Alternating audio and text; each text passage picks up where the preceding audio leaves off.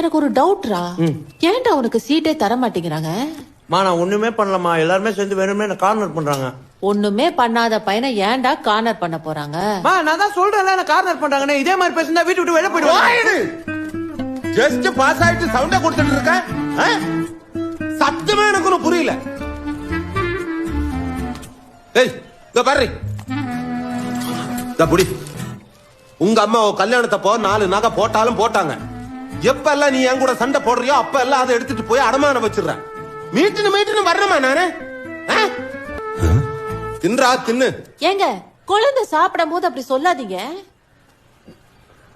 இதா குழந்தை? டேய், சும்மா சீட்டு கிடைச்சிருச்சுன்னு திமிரிலே சுத்திட்டு இருக்காத. ஒழுங்கா படிக்காம நீ இதே மாதிரி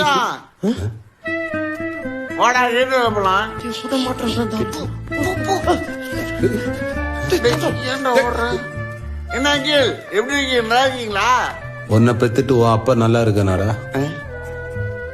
ஓகே.